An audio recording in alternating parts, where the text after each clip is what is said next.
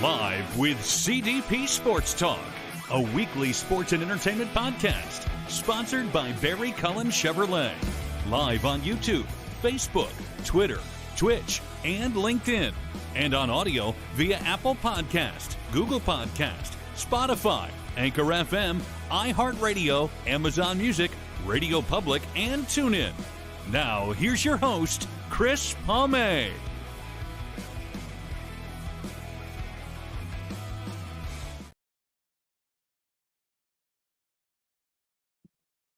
Good afternoon, everybody. Welcome to Season 5, Episode 22 of Live with CDP Sports Talk, brought to you by Barry Cullen Chevrolet Dealership, 905 Woodlawn Road West in the Guelph Auto Mall. Check out barrycullen.com for the newest selection of new and pre-owned GM vehicles, or give them a call at 519-824-0210 and tell them that CDP, aka Chris Palme, sent you there as well. And you guys can also now pre-order the all-electric Silverado or the all-electric Cadillac Lyriq, or in my case, check out the 2023 Chevy Trailblazers, which I love my Chevy Trailblazer RS that was sold to me by Nathan Laud as well down at Barry Cullen Chevrolet. And a shout out to the other salesperson there down there, Elizabeth, as well. So, guys, I want to say thank you for coming on Live with CDP Sports Talk today on this, what is it? I think it's Thursday, February 2nd already,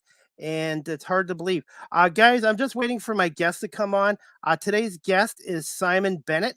He's the morning sports anchor for City News 680 in Toronto and the longtime public address announcer for the American Hockey League's Toronto Marlies. He might be a few minutes. There was some technical difficulties. I'm not sure if it was on his end or my end. So hopefully we'll have Simon on my podcast show in a few minutes to talk about his career in radio and also being the longtime public addresser announcer for the Toronto Marlies of the American Hockey League, the Toronto Maple Leafs farm team since 2008. And I think he's also done over 500 games behind the mic at the Coca-Cola Coliseum as well. As we wait for Simon to come on and hopefully we get the audio issues corrected, hopefully it's not on my end. We'll have Simon on hopefully shortly. But anyways, guys, I'm just going to show you a little video clip of Simon Bennett. Oh, wait, just 1 second. We're going to see if we can get Simon on. So fingers crossed, guys, with technology. So hopefully we can get Simon Bennett on here. This time he can hear me. And we'll see if we get this going. 1 second, guys. Hi, Simon. How you doing? Oh, I can hear you now. I switched to my phone. Okay, no problem. I apologize, Simon. Usually 99% of the time there's no glitches, but thankfully you came on a bit early and we could figure this out. I think it's me. Is it on you? Okay. Yeah, I don't know. So now I gotta prop this up somehow. No worries. No worries. I gotta make this look good now on my. Yeah. Absolutely no worries, Simon. Still is falling. That's good. Falling. Come on. Just 2 seconds, huh? No that worries. Was totally me. Okay. Ironic. Oops. Okay, guys, just bear with us. Yeah, ironically, I did audio for the first time the other night for Rogers TV, and you don't realize how important audio is to a TV broadcast or a radio broadcast or even a podcast as well. Hey, I just gotta hold it. Does that look okay? That's fine. That's fine. Yep. I gotta. Hi, everybody. Technology is not my friend today. It happens to all of us. And Simon, I'm trying to get into this industry. So I've learned it from Rogers TV and the University of Guelph, and even doing my podcast. Sometimes things don't always go perfectly smoothly. I'm switching rooms. I'm even switching rooms. Oh, okay. No problem. Let's see this first. Let's get the best view here. How's that look? Let me center myself. Perfect. Perfect. Hold on. You can make sure I don't fall. Okay. You look great. We got through it. So just shows you Just no apologies. Things happen. I'm learning this doing my podcast, doing TV work, and things don't always go perfectly in the world of broadcasting. It sometimes. I know. No. Technical. So how are you doing today? And how's the weather in the Toronto area? It's better than where I was a few days ago. We just got back from Florida. Oh, Well, nice. we went around, did a little bit of Caribbean, and we usually go away while the Marlies do their boat show trip because I don't miss any games that way. So pretty much everywhere we were was plus 28. We had a little bit of rain one day and slight wind. Unlike Toronto tomorrow, which is looking at I think minus 30 wind chill. My son's actually with his hockey team going to do it's a very cool thing they're doing with the GTHL. They're doing a First Nations exchange with First Nations, Whitefish River First Nations, and they're going up to, I believe it's in the Manitoulin Island area tomorrow morning, and it is minus 30 before the wind chill tomorrow. Wow. Wow. So, but we really haven't had that bad of a winter on Southern Ontario. We've had a few cold days and a few snowy days, but really it hasn't been that bad, in my opinion. No, it's been better than some. It was funny. We have the Ring doorbell cams. So from our phone, we were watching the driveway fill up with snow while we were away. I'm like, I got to go back to this. But no, we've been blessed. I remember about it. Look, January last year, we had that blizzard in Toronto. We had like 50 centimeters, whatever it was. And the snow was taller than my kids. It was like up to here, and we couldn't see my car for a couple of days. I thought someone had stolen it, but it was actually snow. But yeah, this is okay. I'll take this. Definitely. I remember growing up in the Toronto Oakville area in the late 70s and 80s, and remember you used to get 2-3 feet of snow, and it was constantly cold from October to about April. Yeah.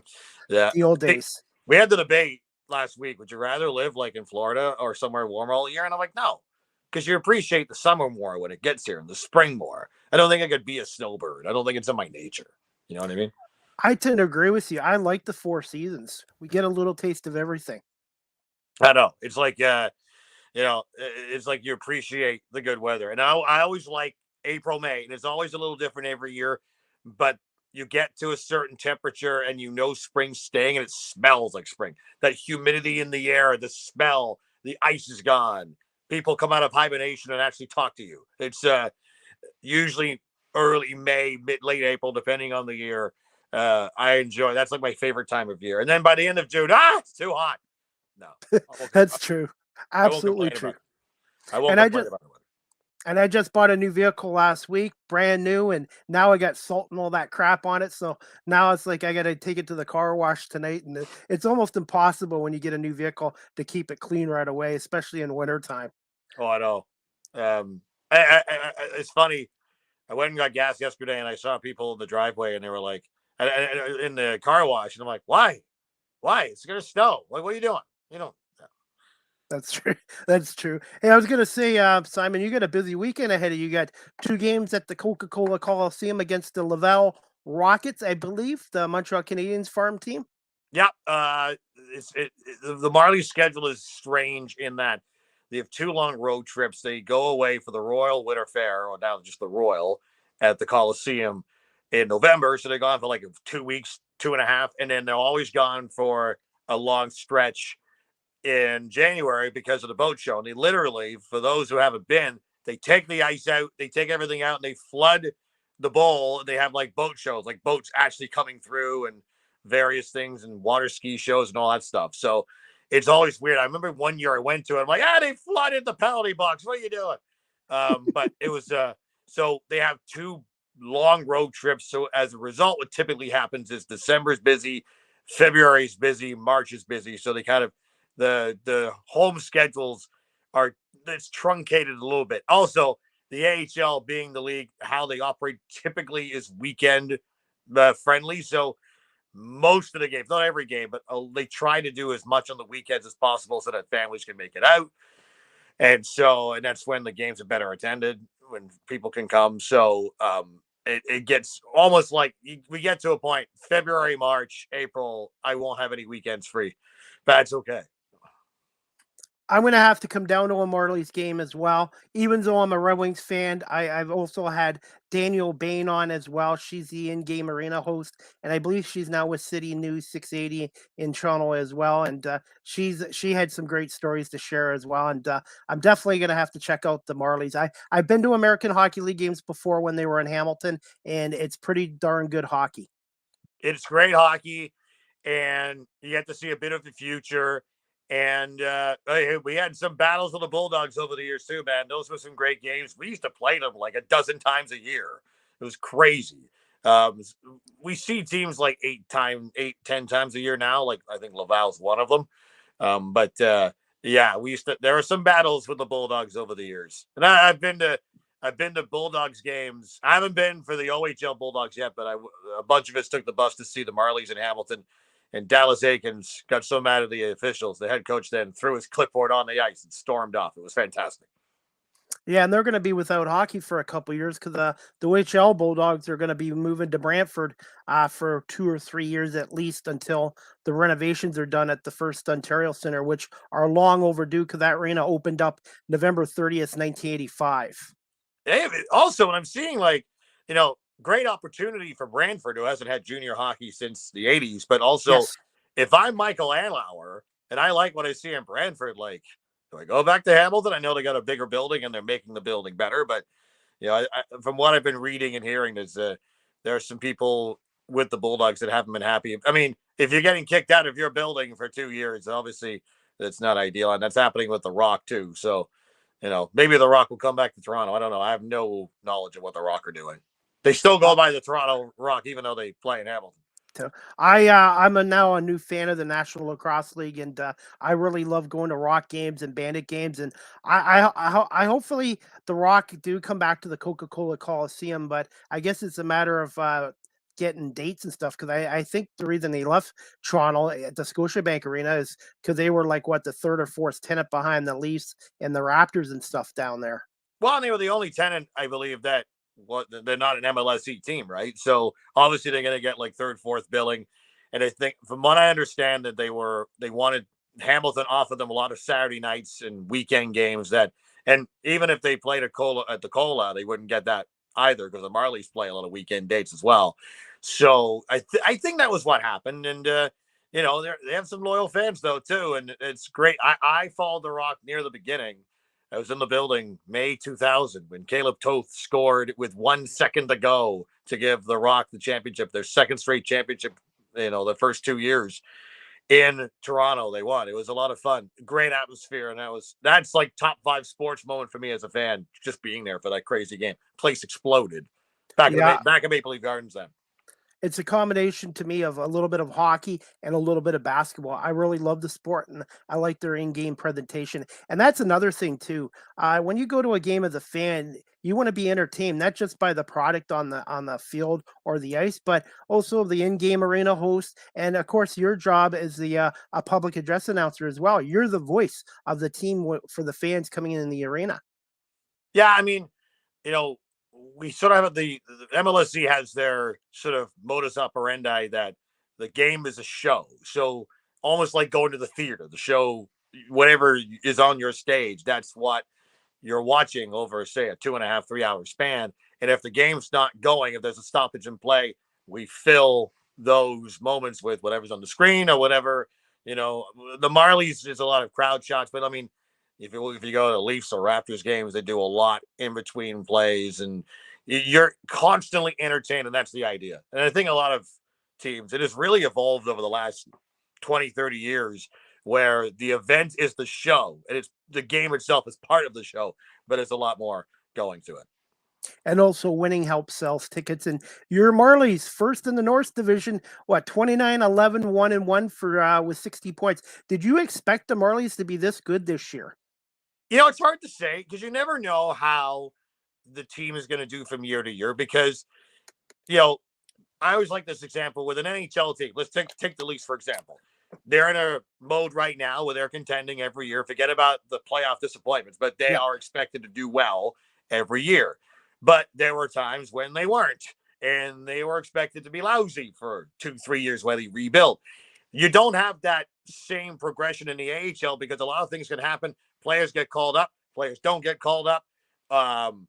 Teams just gel, and yes, you're building for the future, but I think you never know. Great example of that is, the Marlies teams that have contended in the past few years, going back to 2012 when they made the Calder Cup final, and then really good team in 2015-16, when they had guys like Nylander and Connor Brown and Zach Hyman. That was a loaded team.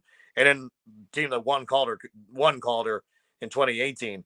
You can't necessarily predict from year to year. They're going to be well coached. They're going to be inspired to try and impress the higher ups. But teams gel and teams don't gel sometimes. And sometimes you catch lightning in a bottle. So to answer your question in a very long-winded way, I thought they'd be good. I'm pleasantly surprised with what's happening in goal. Great to see Joseph Woll overcome injury troubles the last year and a bit. An incredible record with the Marlies. I think it was 12-1 last I checked. But he started on 12 straight wins going back to the last game of last season. So, Joe Woll's been playing well.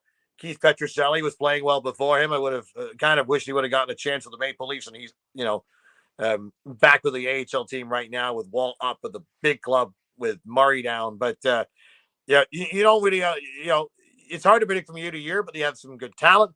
I really like what I'm seeing with guys like Dargan Chinsev, Alex Steeves, Joey Anderson. I wish Joey would get more of a shot in the big club because he's been really good. I know I'm forgetting guys. Bobby McMahon, who's been a revelation the last 2 years. They've got some good parts. And if you look at the parts and how they're working together, I'm not surprised that they're in first place.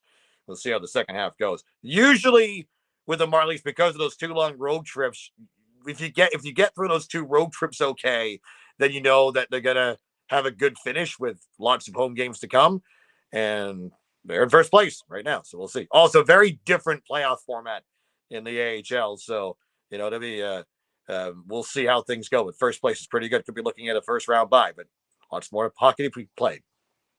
Before we get to some questions, Simon, overall, what's the attendance like down at Coca-Cola Coliseum? I'm going to tell you, it's bigger than people think. I know, if you go to a weeknight game, maybe the odd game, but, weekend games we draw. The one thing the Marlies have done very well over the years is knowing who their audience is when it comes to selling tickets. They focus on minor hockey teams and get them to buy in bulk and have the whole teams come, and families. And they're doing really well. It's always a slow progression as the season goes. And sales, they have the hardest working sales department, but they do draw quite well. We get we do get crowds of 5,000-6,000. A sellout there is 7,800. The Calder Cup final in 2018, they set an attendance record every game 1, 2, all the way up to game 7 with standing room. They crammed over 9,000 in there. So we do get crowds, and those who are there are loud. We have a very strong fan base of those who come and cheer the whole game. And you've been the Marlies PA announcer since 2008, I believe, and just passed over the 500 game mark. Yes. November. Congratulations. Thank you. November 2008 was my first game. It was interesting. I think I started a month into the season. Opening faceoff. Paul Bissonnette drops the gloves with Phil Oreskovic off the opening faceoff. And I had no idea. I hadn't really been paying attention. So I don't know what happened. The last time they played it was Wilkes-Barre Scranton. It's not like we played the Penguins farm team a whole lot, but that happened. And Justin Pogge led in a goal from center ice that day too. It was one of those. I was like, oh, okay, this is interesting. And I have that. It's funny. But the first penalty announcement I had was time to penalty, 2 seconds. Fighting Majors. Wow. And one thing I've had a lot of PA announcers on my podcast show, and almost everyone from Toronto except Herbie. And one thing I've noticed about PA guys, they love their job. They're passionate. Tom Cahoon, I've had on for the Blues, hasn't missed a game since '87. Eric Friney from the Red Wings. Mike Ross, who's done a great job following in the footsteps of Andy Ross, and Tim St. Clair from the Bulls. And one of my other favorites, Tim Langdon, who does a great job with the Toronto Blue Jays as well. Oh, it's the best job. And, for me, it's a side gig. My full-time job is at City News 680, and I get to do this on the side. I'm so lucky. I'm lucky that my family puts up with me being like not home and not around most weekends in the winter. But I get I I get to sit in the penalty box, well, between the penalty boxes, and watch the action up close and talking to Mike for 3 hours. It's awesome. It's a great gig. Mike's, getting to do the Leafs that one game was nuts, and Mike is going to have that job for years and years, because if you're the Leafs PA guy, you do it for like ever until they roll you out in a cart. So it's fun. I get to watch sports. I get paid to watch sports, and I get paid to talk about sports. I really can't complain about anything. And I was going to say, too, like I said, Mike Ross does a great job. Toronto's actually had a history of great public address announcers. Murray Eldon with the Blue Jays. Paul Morris, I believe, did the Leafs for over 40 years as well. So there's quite the tradition there as well. Yeah, Paul Morris was 30 years or something. He was from the 60s and the Leafs Cup dynasty all the way up to when they moved to Scotiabank Arena, then Air Canada Center. Andy Frost did 17 years, and I think this is season 6 for Rossi, I think. Hard to believe. Yeah, like they've had 3 guys in the last however many decades, right? Like 6 decades. So it's nuts. It's you get a job like that, you hold on to it, right? Definitely. And like I said, I've been really lucky to get a lot of great guests on, especially a lot of public address announcers, and just sharing their stories and their passion for what they do. Yeah, no, it's tons of fun. I love it. Definitely. I'm just here in Guelph, Ontario. Can you just tell my audience just a little bit about yourself, and when did you develop a passion for sports and getting the radio bug, which I'm now getting later in life? Oh, well, you want the long version? I don't. I'm actually like a German Brit, born in Germany, grew up in England, came here when I was like 11. Wasn't really much into sports. The only sports game I really got angry about was the '86 World Cup, the Hand of God game, as an England supporter watching that on TV. But came to Canada late '80s, and got into hockey. It's when the Blue Jays were getting good. The first Leaf game I ever went to was a preseason game in 1989, and Brad Marsh got in a fight. I'm like, who's this guy with no helmet going around like this? It was the same night the Jays clinched the '89 American League East that day. So it was the first, the first thing I got into sports. And then I just was one of those guys where I watched it every night, and I did a lot of reading, and I learned the story of the Leafs. Because if you walk into the Leafs in the late '80s, you don't realize without reading about it that they had cups in the 60s and before that, because the 80s Leafs, obviously not great. So the year I started watching it was Gary Lehman's 51 goal year, and they were very fun to watch. And then the year after that, they won once in their first 12 games, and Doug Carpenter got fired and all kinds of things. So, I got into sports as a teenager, and that was a big part of my life just as a fan. And somewhere along the way, I decided I wanted to do it for a living somehow, and I can't even skate backwards or forwards, let alone play a sport well. So it was one of those things where I got into journalism. I did my journalism course, got my degree at the school formerly known as Ryerson, TMU, and then I got in while I was at school. I got in at the Score and went from there. That's just sort of how it happened.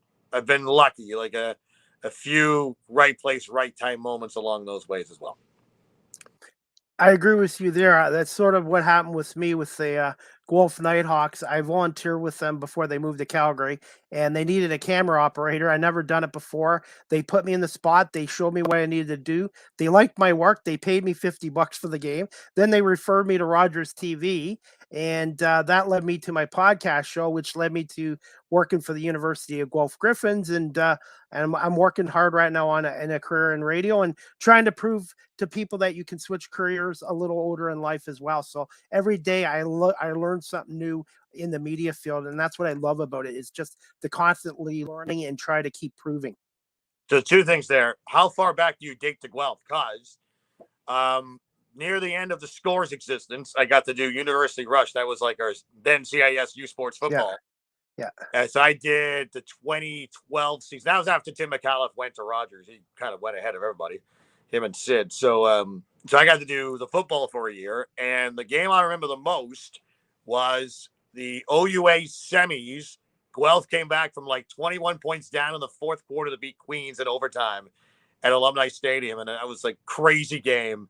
Remember, that was of all the football games I got to do, that was sort of the one I remember the most. And the great atmosphere at Alumni Stadium. Love going to Guelph. Haven't been in a while. Stu Lang was our coach back there. That was the year McMaster had Kyle Quinlan, who I thought might have a good pro career, but he opted to not pursue that. But so that was my Guelph point number one. Number two, the great thing about, and I did some stuff at Rogers TV. I did some play-by-play for them going back a few years. And you learn on the fly, which is awesome. But what you learn at Rogers, which is what you kind of learn anywhere in TV, I absolutely love the broadcast business and how much it is a team. You learn to work with people, and then you make great friends because you work. It's almost like a sports team in that way, especially doing a live game in the truck, and you realize everyone has a role. Everyone plays a key part in the broadcast. And I learned that. And that's one of my favorite things about working in broadcasting is the team aspect of it. Well said. I couldn't say it any better. And I love doing live TV or live streaming and being part of the team. And the camera operators too, I don't think get enough credits too, because they have to paint the picture of the story as well. But you're right. It's truly a team effort, from the camera operators to the audio guys to the graphics guys, especially to the producers as well. The producers sort of like the quarterback. Yeah, absolutely. And he's the leader. And I had some good producers that year and a bit that I got to do. University Rush. I'm kind of sad I didn't get to do more, but we all went to Sportsnet. This is when the Score got sold to Rogers, and Sportsnet took the package over, and they have guys like Rob Folds and Arash Badani and people that were far more experienced than me. So, I'm glad I got to do that year. But yeah, great experience. At Rogers too, great experience. And there are people I work with at Rogers that I see around the business just once in a while too. Absolutely. Now, I have to ask you this as well, Simon. Did you have a mentor or mentors when you were first starting out in the media industry? It's hard to say. I didn't really have anyone that I constantly picked their brain. I was someone who would watch other people work and just see work ethic and see, just watch what they did to prepare.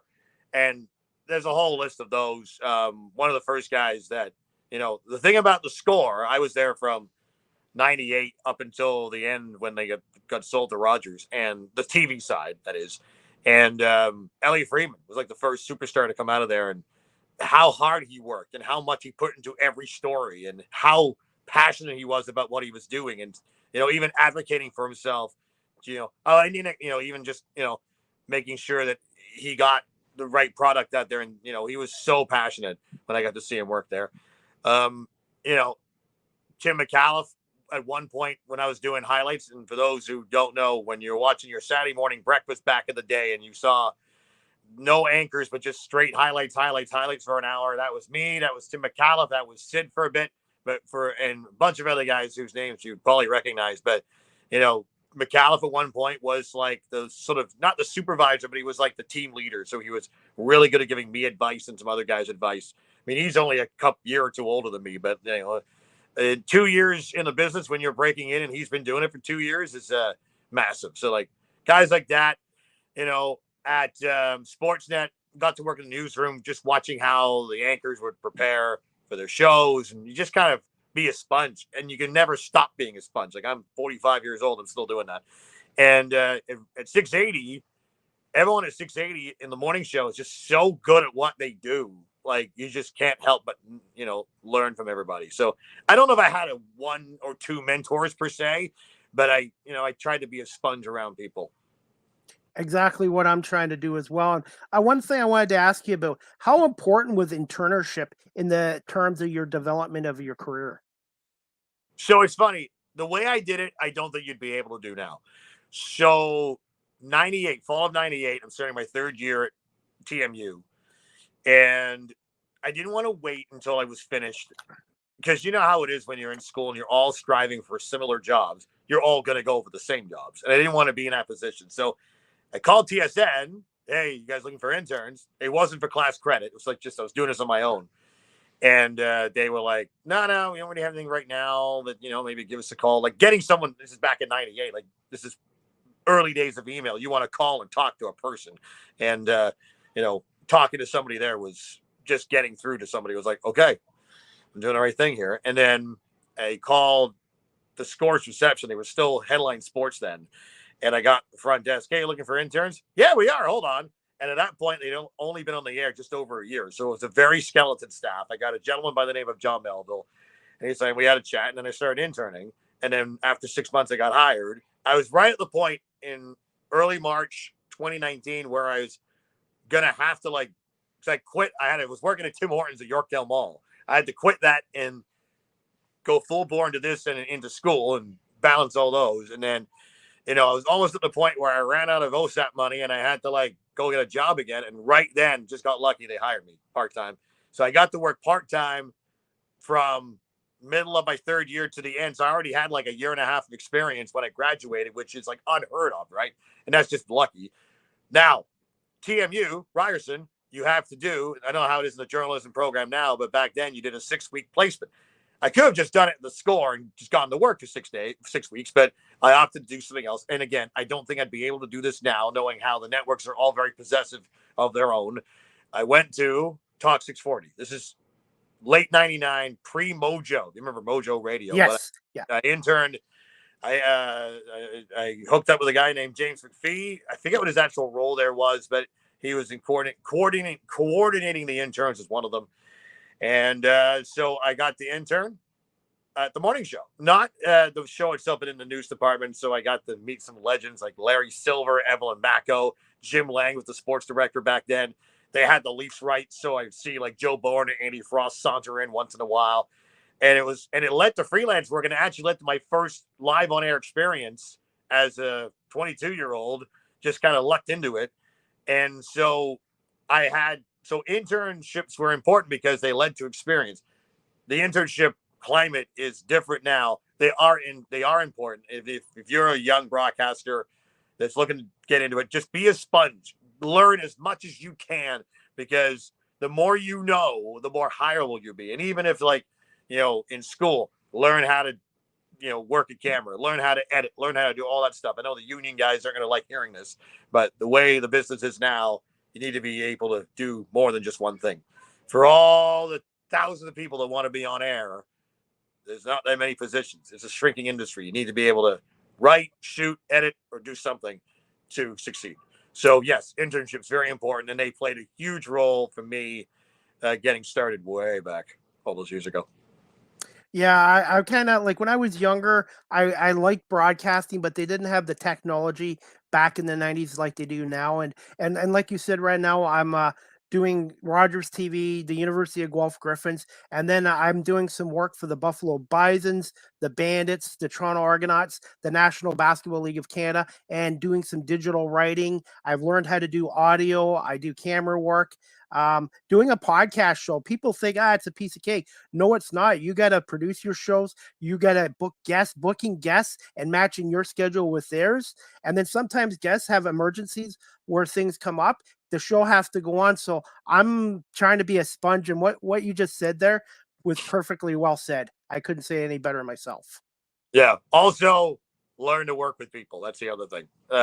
If people want to work with you and for some reason you get downsized, people will find an open door for you to come back. So that's the other thing that you learn in the business as well.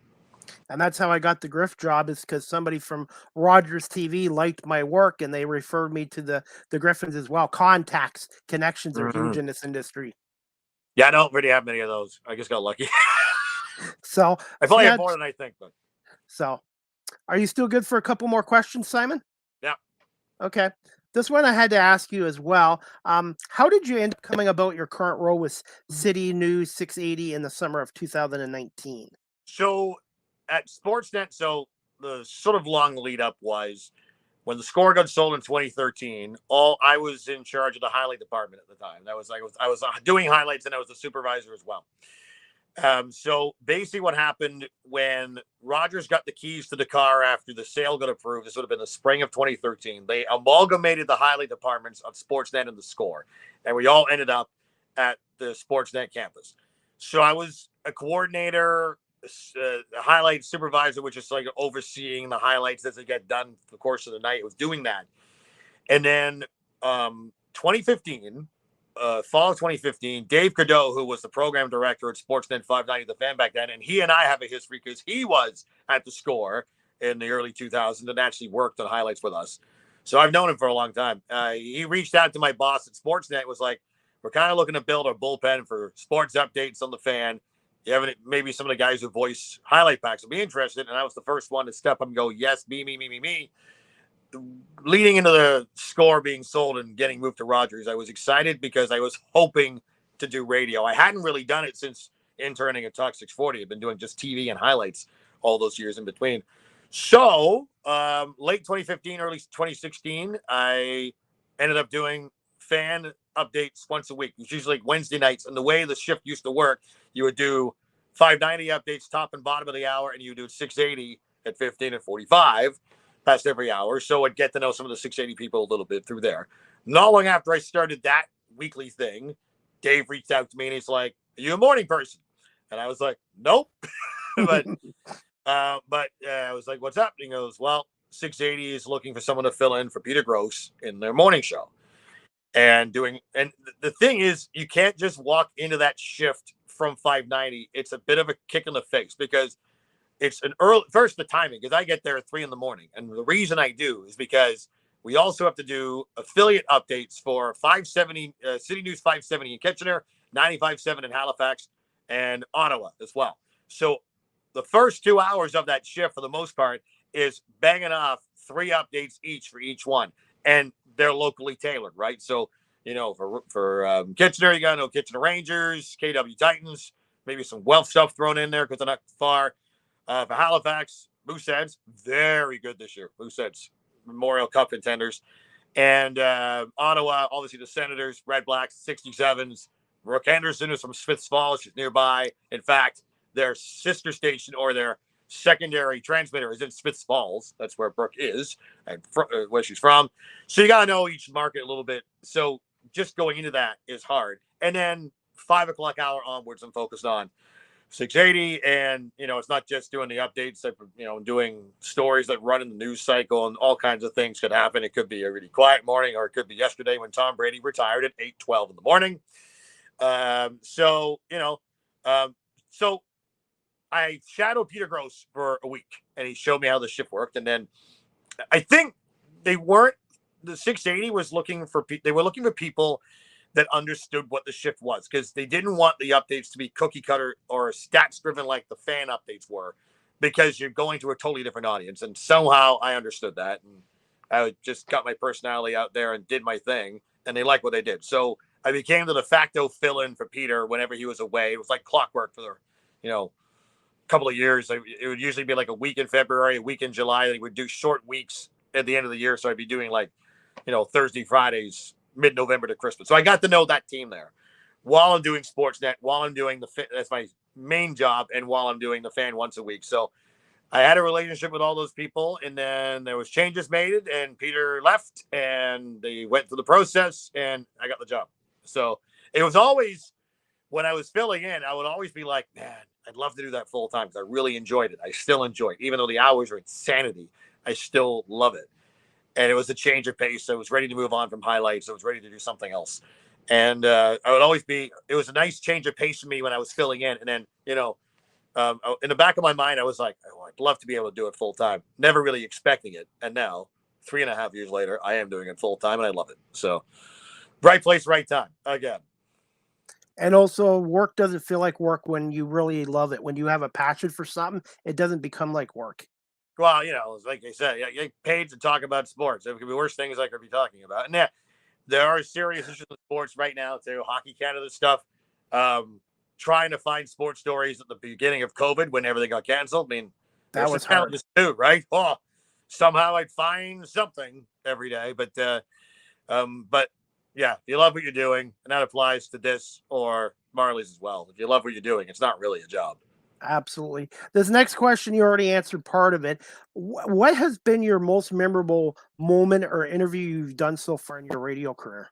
I don't get to do many interviews because, I do my updates. I do some phone calls once in a while for things that air sometimes at the weekend. So I don't really have that many. Now, Jeff Verhoeven, pre-COVID, he's like our morning. we call it the entertainment guy. So he's like the entertainment guy, what's going viral. Pre-COVID, he would bring guests in all the time. So right before COVID, he brought in Jason Priestley, 90210. This is not to do with, he actually came by the building again 2 weeks ago for the Harold Ballard doc, but that's a whole other thing. So once in a while, he would bring in famous people, and I'd get to leech off him and take a picture. So I didn't even I haven't gotten to do many interviews. Just that's part of the thing. I do have a memorable interview from the Score. So if you'll indulge me, I just remember this now. I got to interview the Leafs and Hulk Hogan in the same day. Awesome. 2002. There was just the thing they needed a stringer. For those who don't know what a stringer is, it's somebody who won't be a reporter on air or anything, but they just give you a mic and you stick it in their face and ask them questions, and you bring the sound back and they do stuff with it. So just so happened, Hulk Hogan's book came out. So we went to, I think he had his launch party, whatever. So I went. The thing that, impressed me with Hogan, and this is 20 years ago when he's still wrestling full time, is, when he gets out of character, very smart, articulate business mind. John Cena's like that too. If you ever listen to him do serious out of character wrestling interviews, they know, they're smart people. They know the business. So I interviewed Hulk Hogan. And then right after that, I went to what is now Ford Performance Center and did Leafs practice. And I believe they were getting ready to face the Ducks. And I only think that because I remember there was a guy, the Ducks were practicing, and there was a guy waiting to get an autograph from Solani.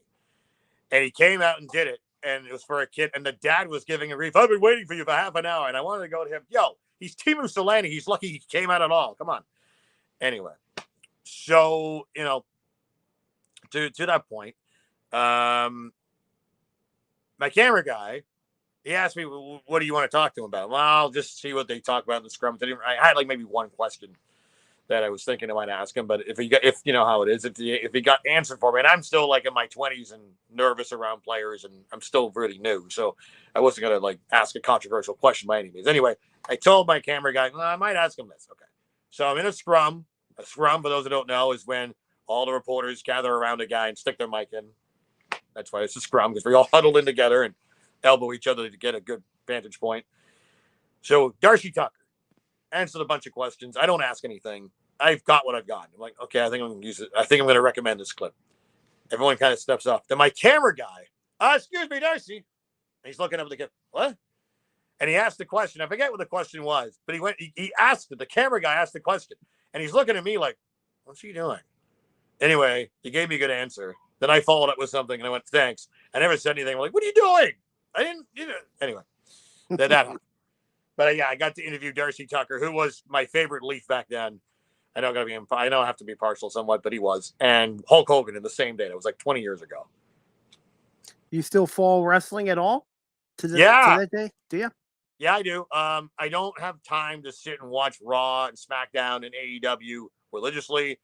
I'll go on YouTube and watch the big moments. That's an option that probably didn't have, 10, 15 years ago. Also, I was kind of annoyed because I was still away, and all my sources of watching the Royal Rumble were geo-blocked, so I couldn't watch the Rumble. Jeff was actually texting me updates. Dude, help me out. What's going on? And he was complaining about how bad the Rumble was. So I don't think I missed too much, but the Sami Zayn, hey, Elimination Chamber in Montreal, Sami Zayn, that's going to be fun. But yeah, I still watch it. I don't watch it as much as I did. I was at WrestleMania the second time it was in Toronto. Okay. For Rock Hogan. That was incredible. I've been to a couple of NXT shows in Toronto. They had that Coca-Cola Coliseum had Roadblock, which is supposed to be just a house show, and they turned it into a TV thing, and it was Dean Ambrose against Triple H in the main event. And there's a shot from that show where Triple H is standing in the ring, and you see this big Marley's logo in the background. I'm like, my worlds just collided. Wow. So that was, yeah, I still watch. Definitely. This one I wanted to ask you, and we'll wrap it up, Simon. I know every public address announcer is different, but what is a daily game day like or a game night like as a public address announcer for the Marlies? And how did you end up coming about being that Marlies PA announcer? And I guess if you could pick one or two games, what were your most memorable game calls you've done behind your mic with the Marlies so far? And do you have an all-time favorite Marlies player as well? Ooh, Okay, I think about that last one. There's been some good ones. So day in the life of a Marlies game for me is we usually have game operations, game ops. It's a pregame meeting at 5:00 or 2 hours before the game. So it's 7:00 game. We meet at 5. We go over what we're doing, and then we start. Then I'll go off to the side and I try and make sure I've got all the names right for the other team. Sometimes I can find phonetics from their media guides, sometimes not. So they'll be watching me like go punch in guys in YouTube, and I try and hear. Say we're playing Laval tomorrow, I try and hear the Laval guy calling it so I get the name right. You know what I mean? So I make sure I get the names down. And then after that, it's social hour for Bennett because I just go and walk around and catch up with people. And then usually there's a couple of pregame announcements. I'm in the box by about half hour before the game. I'm usually there for all of warm up. I do most of the gathering for the starting lineups and everything like that myself. And then we go. Yeah, there's a lot of socializing. I'm very bad that way. It's actually one of my favorite parts because, again, it's the people, right? Because I'll go up to the AHL. All the AHL off-ice officials are in one room, and I announce who's doing, like, official scoring and goal judges and all that, so I get the names and I check with those guys. And then I'll go chat with Todd Crocker and Danielle, who, yes, is now a co-worker at 680. Go. We're taking over. And then I'll catch up with other people. And then usually in intermissions, I'm catching up with people that I have friends. Friends are at the game. Some don't even know I work for them. What are you doing down there? So that's my day in a nutshell. So it's a bit of prep, getting names down, and it's sort of a routine I go through. Even which rooms I go to first and which direction I walk around the building to get to them too. It's like the same thing every time. How I got the gig. 07. I started applying for things. The only real PA experience I had was I did Ryerson's hockey team, TMU, for a couple of years. Long before Mattamy Athletic Center, the former Gardens, was a thing. They played at St. Mike's when I was working for them. St. Mike's Arena out at St. Clair. So I actually applied to TFC before they started. Didn't get that. And in 2007, I auditioned for the Marlies for the first time. It was the day after Labor Day, walking through, for those who don't know, the CNE ends on Labor Day. So I was walking through a Carney graveyard to get to the building. And I did my audition. They have you do some, pregame reads, starting lineup, announce a goal, announce a penalty, things you would do through a game. I think it went well. I guess it went well. I'm waiting outside the office for the interview part of the chat, and out walks Jay Michaels. Back then, one half of Mad Dog and Billy, one of the hottest radio shows in the city. He didn't see me. I knew who he was. In the back of my mind, I'm like, oh, he's still getting it. And he did. So he did 07-08 that season, which was the third year the Marlies were here after coming from St. John's. And then the next fall, and this is after the season started, they posted it again. I have no idea what happened with Jay, what changes, or if he just said, because he was a morning show guy too, he's probably like, I can't do this anymore. It's not easy. And so I applied again. And this time, instead of doing an audition, they called me to an office at Air Canada Center. I chatted with a guy by the name of Paul McKenna, and he was Raptors game ops. And they were hiring new people to run Leafs game ops. And at the time, they were trying to model Raptors game ops instead of Leafs game ops and how they ran the game. So a lot more hype up. We had dancers back then, things like that. So we had a meeting, and instead of, can you do an audition? He literally went, okay, listen, Brad Davidson, who the year before was Duke, the guy in the costume, is now an assistant equipment manager. At this point in 08, he's an assistant equipment manager working behind the bench. He remembered your audition from the year before. He vouched for you. Can you do Saturday's game?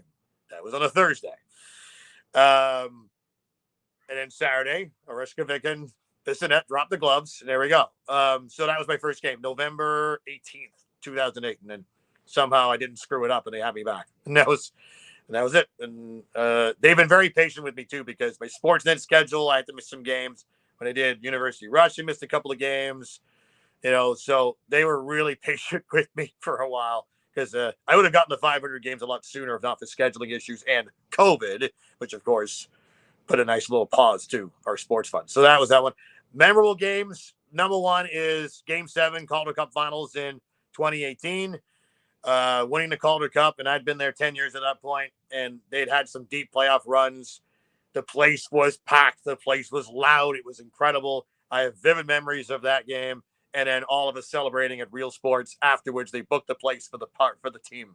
So all the teams, players, and staff, we all celebrated at Real Sports, just us. And it's funny, they had this note, sorry, booked for a private party. If the Texas Stars had won Game 7, they may have been partying at Real Sports as well. So that's obviously number one. We had some good ones in 2016 when they also finished first overall during the season. Game 7, first round against Albany. Second round against Albany. Rich Clune, game winner with 2.5 minutes to go. Similar, it was very loud there as well. I had people that had gone to the game and said that was like the best game they'd ever gone to. 2012 conference finals when Marlies made the Calder Cup final for the first time since I'd been there. They got swept by Norfolk. That was a loaded team back then, coached by John Cooper. It was the Lightning affiliate. They had Andre Palat. They had some of those guys that went on to play big parts and still are playing big parts with Tampa. But getting there in the game when they clinched the spot in the final, it was like, that was a lot of fun as well. But yeah, 2018, winning the Calder Cup, the Leaf game, Canada Soccer, and maybe a couple other things are up there for best ever for me. And then favorite player is hard to say. You always, even though you're kind of watching from afar and you're not with the team, and I don't know any players personally, I just say their names. But there's always the guys, like, when they get called up and they stick, and you're kind of like a proud uncle, and you're watching them do well. The first one for me was Reimer, James Reimer. When he was called up in the ECHL, my first season there, you could see that smile under his mask when he was second star. It was awesome. Then you have, Nylander and guys like that. My favorite player, though, Rich Clune, who just retired this past summer. You're not going to know him for goals necessarily, but he would drive through a wall for you. Never took a shift off. Really cool story off the ice where he's battled alcohol and drugs, and he's now showing others that it can be done. And had a really good ceremony when they celebrated his retirement early in November. So I'm going to go with Rich Clune as my favorite. He was one of my favorites. When Rich Clune was playing, and he wasn't always, but when Rich Clune was in the lineup, you knew he was going to do something. He was going to fight. He was going to hammer someone. He was going to do something. And it was going to be a fun game. This was going to ask you as well. You do some voiceover work. What is voiceover work like doing, and what are some of your favorite roles that you've done so far in your career? I haven't done very much, to be honest. It was I'm on Fox Talent's roster, and so it's like the third. It's not really. It's kind of like my agent, but not my agent. But it's like they're the middleman. So if someone comes to you and they want to use you for a commercial or something, I've done more commercial voiceovers through radio work at 680 and 590 more recently, but I've done the odd thing for them. Actually, the two cool ones, I did a sports video game. It's like one of those ones, the virtual one where they have this basketball, you shoot it against the wall, and it says if it went in or not, kind of thing. Random moment, January 2020, on a Disney cruise with my family, they have a screen, one of those games, and it ended up being the one with my voice on it. It was so weird. It was like, because I hadn't heard it. I was like, hey, that's me. Oh, that was weird. I also got to be the voice, like for a Chapman's ice cream commercial. I was the voice of a caribou. So I can say I did an animal. But I haven't done a whole lot. But, once in a while something comes up through that. I got to do a Twitter one. I've dabbled a bit. That's more, you really got to hustle to do a lot of voiceover work. I have a home setup, which I was trying to talk to you from earlier. It wasn't working. I have a home setup. So it was one of those things where it's something I do on the side. I don't do a lot of it. I'd like to do more of it. Anyone needs me for a commercial that's listening, hey, hit me up. But, I've done a little bit, but not a whole lot. But, yeah, it was the voice of a caribou. When you're doing the radio and then the Marlies game at night, do you drink a lot of coffee or water in the booth or to keep your voice going? I am not a coffee drinker. Okay. For someone who works a morning show, that's strange. I know. I drink a lot of tea. If I feel my voice straining a bit, I drink tea. It's actually funny. Around when I did that Leaf game a few weeks ago, my voice wasn't 100%, and I forget what it was. I yelled at something. I think I stubbed my toe and yelled like, ah, and I lost my voice a little bit. So it was just coming back when I got the call to do that Leaf game. But I do a lot of tea at work. If I ever my voice is struggling, my go-to is orange pico at Tim's. Rogers is at Tim's. I get tea every day, and then water. Water's the go-to. I'm very bad because you really shouldn't be drinking pop or anything, but I'm a very heavy pop drinker. That's my one bad vice. So don't do what I do, kids. But yeah, tea and water, definitely. Tea and water. Okay. And good to know, because like you said, a lot of guys do a lot of talking, and you want to keep your voice going at all times when you're doing public address announcing and stuff like that. Were you ever a little bit nervous your first time? The Leaf game, I was nervous just because it was the Leaf game. That's still that one day where I still can't believe that actually happened. It felt like I was at an outer body experience, and I got to do something totally different for a day, and it'll never happen again. I've been worried about the voice. Actually, the closest I've got to totally losing it while working was I did the Invictus Games in 2017, and the Friday of that week, I did wheelchair basketball during the day and swimming at night. So wheelchair basketball is just, typical basketball game. The best memory from that was Obama, Biden, and Biden's wife showed up and watched the game. So they had to stop the game for Secret Service to get them in.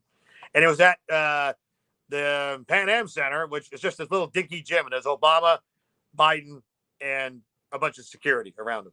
So I did the basketball, and then at night I did the swimming. And a swim meet is a lot of work for a PA announcer because you do the intros, you do sort of in-house play-by-play, and in this case, you're like cheering on the guys and girls who are like, it's not really a race. It's, the Invictus Games, it's all people who were in the armed forces that were wounded in duty. You know what I mean? Mm-hmm. So, so you're cheering them on, and then you're doing the medal presentations as well. So I think there were 29 races that day. You're doing intros, the race itself, and medal ceremonies for each one of them. It was constant. My voice was just about going at the end of the day. So I was 12 hours solid of working. And then the next morning, I did the wheelchair basketball final. I was back at it at 5 a.m. And there was some squeaks. I was like, ooh, I don't know if I can hold on here. But I did. And then I just didn't say a word for a couple of days. I was gonna say, but also before we wrap this up, so are you Mike Ross's fill-in? If something happens with Mike, are you his kind of fill-in guy for the Leafs then? I guess, it doesn't happen. It's funny because I used to get asked that when Andy Frost was the Leafs guy, and it just doesn't happen. The Leafs guy just doesn't call in sick. Andy never did. I don't think Mike had. Paul Morris never did. So I guess that means I'm like one of 5 people ever that have done a Leaf game. Wow. Right? Again, outer body experience and incredibly lucky. But I guess I don't know. I'll let you know if Mike misses a game again. I mean, hopefully, if Mikey's okay and stays healthy and doesn't. But Mike's a good guy.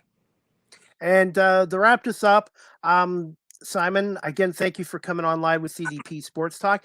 Any advice again for those, not just myself, looking to pursue a career in the radio industry and maybe even do some public address announcing? And where can my audience also follow you on social media? And again, when are you on mornings on City News 680?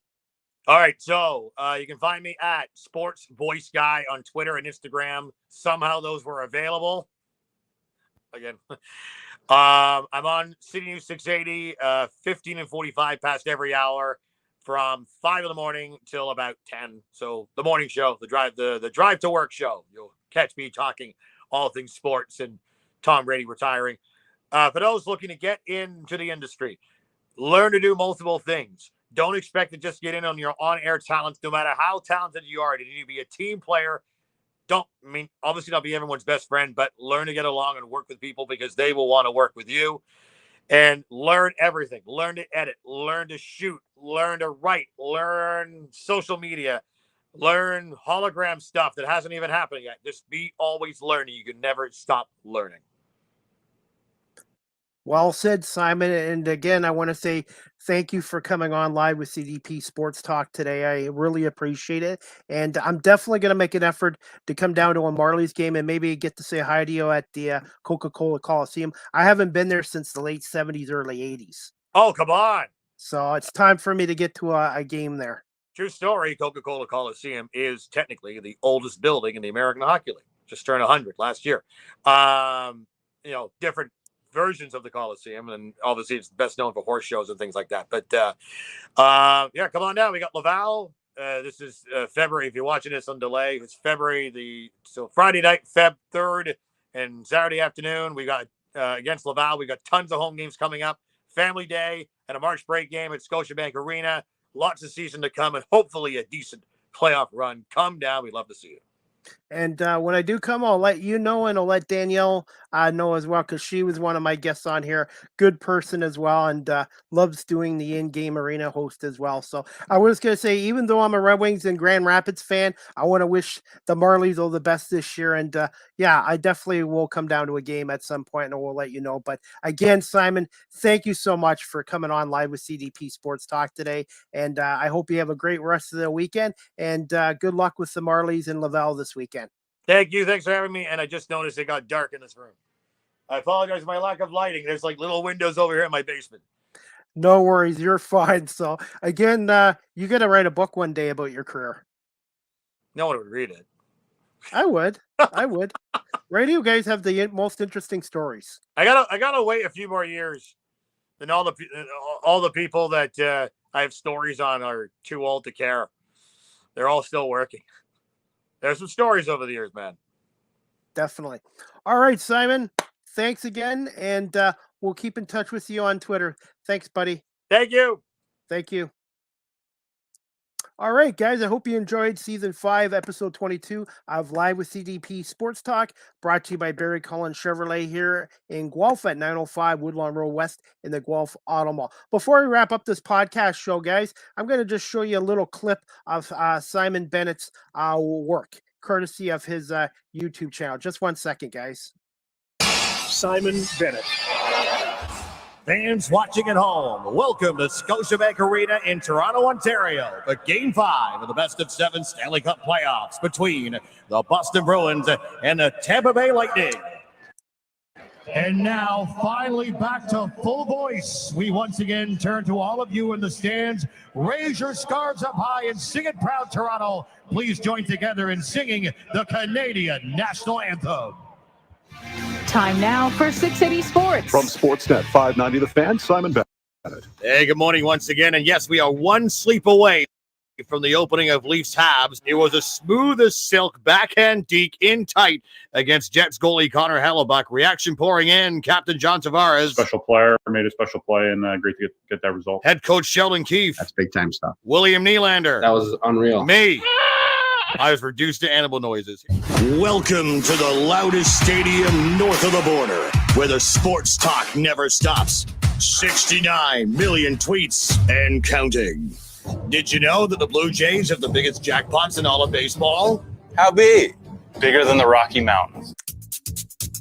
Welcome to Champions of Play in support of Jumpstart.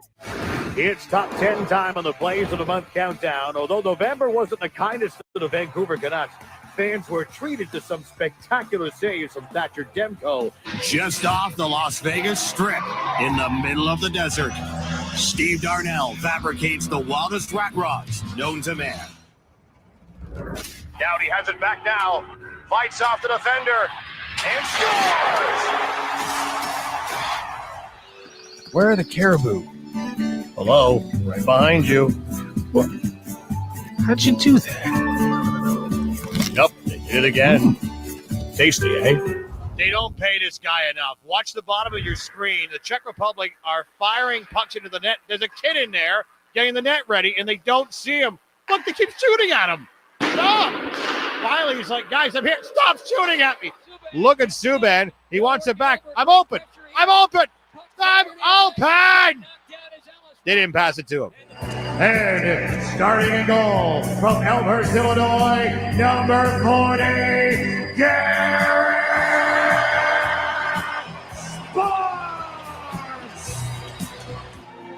Gold medalist and Invictus Games champion, representing Canada, Kelly Scanlon! Lindsay in the gun in second down in overtime. Looking for an open man. Got him! Touchdown, Wolves! The Griffins have won! Sports at 15 and 45 past every hour or anytime at sportsnet.ca/590. That clip was courtesy of Simon Bennett's YouTube channel. Again, thank you to Simon Bennett for coming on live with CDP's Sports Talk today. You guys can follow him on 680 City News in Toronto on the morning shows between 5 a.m. 10 a.m. Monday to Friday, and he's also the longtime public address announcer for the American Hockey League's Toronto Marlies since 2008 as well. Guys, just to let you know, the next live with CDP Sports Talk, sponsored by Barry Collins Chevrolet, Monday, February 6th at 6 p.m. My guest will be Isaac Carmichael. He is the OUA's men's Laurier Golden Hawks announcer. So Isaac is going to come on and talk about his career in broadcasting and also being the voice of the Laurier Golden Hawks for all the men's sports teams there as well. So again, next live with CDP Sports Talk, Monday, February 6th at 6 o'clock with Isaac Carmichael. Again, the voice of the OUA's men's Laurier Golden Hawks sports teams as well. Also, guys, for your camping needs, please check out Highland Pines Campground out of Bellwood, Ontario at www.highlandpines.com as well. Super Bowl 57 will take place on Sunday, February 12th at 6:30 p.m. Eastern on Fox from State Farm Stadium, Glendora, Arizona, between the AFC champion Chiefs and the NFC champion Philadelphia Eagles. Go Birds. So many stories in the Super Bowl. Andy Reid against his former team. Nick Sirianni, who was fired by Eddie Reid in Kansas City. You got Jason Kelsey and Travis Kelsey playing brother and brother, Eagles and Chiefs. And just so many great stories here. And then you got the first African-American quarterback matchup in the Super Bowl with Jalen Hurts and Patrick Mahomes. So I'm really pumped up for this game. I think it's going to be a great game. I think Philly and Kansas City are the two best teams in the National Football League. And I can't wait for Sunday, February 12th as well. Also, guys, you can follow City TV News Toronto.citytvnews.ca as well. And also with Simon, you can follow Simon on Twitter at the Sports Voice Guy. That's at the Sports Voice Guy on Twitter as well. Live with CDP Sports Talk is live streamed on 5 platforms: YouTube, Facebook, Twitter, Twitch, and LinkedIn. Thank you to everybody for watching on these 5 platforms as well. Also, you guys can check out my website, beacons.ai/Chris D. Palme. That's beacons.ai/Chris D. Palme. All my previous podcast shows on my YouTube channel are on there, and all my social media work is on there as well. So please check out my website as well. As always, live with CDP Sports Talk, again, is brought to you by Barry Collins Chevrolet at 905 Woodlawn Road West in the Guelph Auto Mall. Check out barrycollin.com for the newest selection of new and pre-owned GM vehicles. And I recently just bought a 2023 Chevy Trailblazer RS version from Nathan Laud at Barry Collins Chevrolet. And I'm going to say this, I love my Chevy Trailblazer. I'm very happy with it. It's comfortable, it's good on gas, and it's a nice looking vehicle, and it rides nice. And again, I want to say thank you to Nathan from Barry Collins Chevrolet, and loving my Chevy Trailblazer as well. So please check them out again if you're in the Guelph area, Barry Collins Chevrolet as well. You guys can also follow me on TikTok at Live with CDP. That's at Live with CDP on TikTok. I post a lot of video content on there with my podcast shows and do some live sports talks there as well. StreamYard is the official live stream provider of Live with CDP Sports Talk podcast. If you're into webinars and into podcasting, StreamYard is your best bet to go. Great customer service there, good company and good product. And StreamYard helps my podcast look a little more professional as well. Live with CDP Sports Talk podcast. The audio version is always downloaded to iHeartRadio, Amazon Music, Google Podcasts, Anchor FM, Apple Podcasts, Breaker, Pocket Casts, Radio Public, Spotify, Castbox, LinkedIn, Stitcher, Tuned In, Podbean, and also I've got listeners in 22 countries across the world. So everyone that listens to this podcast show on my audio platforms, thank you so much as well. I really appreciate it as well. And also, guys, you can email me at cpame, that's cpame19 at gmail. You can email me again at cpame19@gmail.com if you have any questions or comments about Live with CDP Sports Talk as well. And you guys can also follow me on LinkedIn. Chris Pame, I post a lot of content on LinkedIn as well. And also, you guys can follow me on Facebook, Twitter, Instagram, TikTok, etc. And also, please subscribe and like my YouTube channel. Type in Chris Pame or Live with CDP Sports Talk as well. Again, that's about it, guys. Again, I want to say thank you so much to my guest today, Simon Bennett from 680 News, Simon Bennett from City News 680 in Toronto, and also the longtime public address announcer for the American Hockey League's Toronto Marlies, for coming on here today. And if you guys can give me about 10, 15 minutes, I'll have today's podcast episode, which is number 242, downloaded to my audio platforms shortly as well. And I'm looking forward to my next Live with CDP Sports Talk, again sponsored by Barry Cullen Chevrolet, Monday, February 6th at 6 o'clock, with my guest Isaac Carmichael. He is the voice of the men's sports teams for the OUA's Laurier Golden Hawks. I hope you guys can tune into season 5, episode 23 this Monday night at 6 o'clock with Isaac Carmichael as well.